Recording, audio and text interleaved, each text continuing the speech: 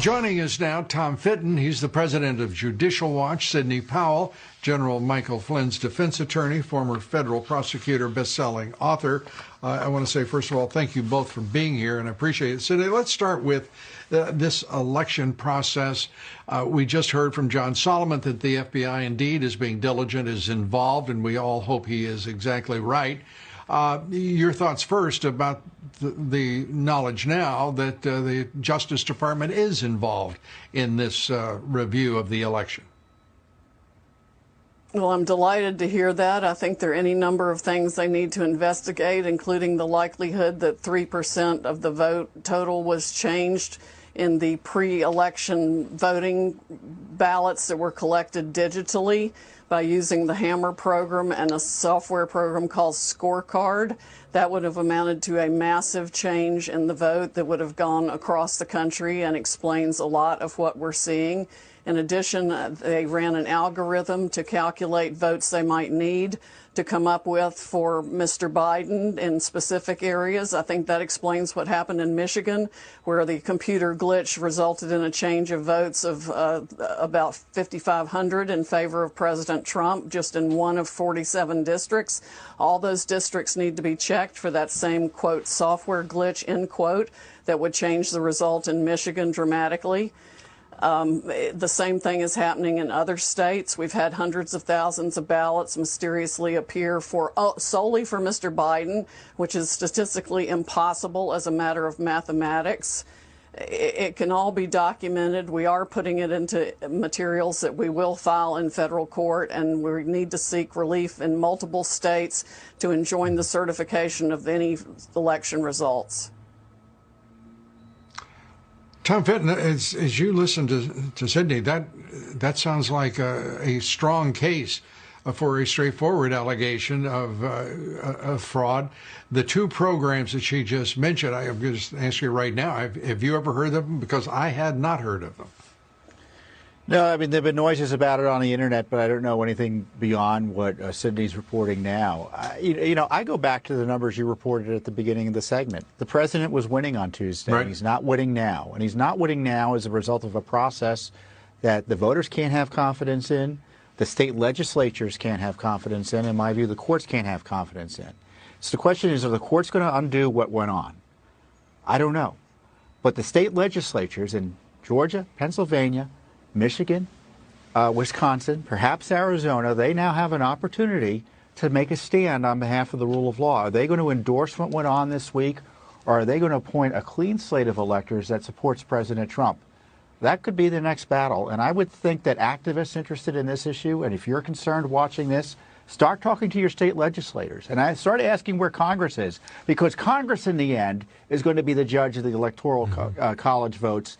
And if I were in Congress, I'd be telling these states, you better keep up on, you better be honest here, because we're not going to accept your votes if your election is a sham.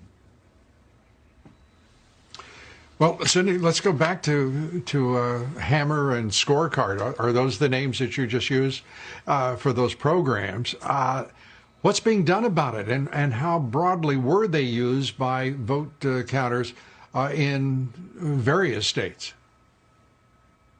I think they were very broadly used, but not by the vote counters. They were used by the forces in the Democratic operatives that had access to these programs through the government access points that they have, and used it illegally to change votes in this country. It's got to be investigated, probably by the president's most trusted military intelligence officials who can get into the system and see what was done. But we do have some evidence that that is exactly what happened. And they've used it against other entities in other countries. It's just been turned recently against our own citizens here to change election results. It's absolutely appalling that that can be done. And whether it's called computer glitches or something else, somebody has actually gone into the system and changed voting results. That's called intervention in our elections, irrespective of, I guess if they were Russia or China, we'd refer to them as meddling. But it's intervention, and it's also crooked as hell, rigging this election in no matter the jurisdiction, whether it's Michigan, Georgia, wherever it might be. What can we do about it? Because the Department of Justice, I mean, if there's evidence of that program, why not just turn it over to the Justice Department and say, and go to the courts and say, this has got to stop now. Here is the way in which it was done. Well, we've been trying to get their attention, and we're going to try even harder, and we'll have to put it in a federal lawsuit, apparently, and get as much of it out as we possibly can. We have some excellent witnesses on the issue. But this is coup 5.0, Lou. I mean, there was no reason to think that the Democratic operatives who spent hundreds of millions of dollars creating the Russia hoax, the Steele dossier, taking us through a special counsel operation for 2 years, trying an impeachment hoax, the apocalypse hoax, the obstruction hoax, wouldn't go so far as to create every means of voter fraud they could come up with to steal this election. That's exactly what happens. The president must fight back now in every way, shape, or form. We cannot let this republic be stolen by the Democratic operatives who want to destroy the republic and make it a socialist country where they continue to line their pockets with these backdoor global deals like the Biden laptop from hell exposes. Well, Sidney, I think you're exactly right about that not happening. Let's turn, Tom Fitton. You've pointed out in our discussions that these legislatures are Republican controlled. Who can take that message to them, and precisely how likely is it that they would be receptive to a clean slate of electors who would represent, say, the state of Pennsylvania? That's a Republican legislature, and stand up for the integrity of elections and support the president. Well, you know, the focus from the media and activists and regular voters and citizens need to be brought to bear here.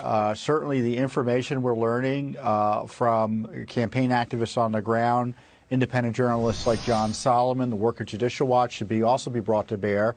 I mean, we knew going into this election in Pennsylvania, Lou, there were 800,000 extra names in the rolls in Pennsylvania. Nevada County has 154,000 inactive names on the rolls. Clark County, Nevada, I mean.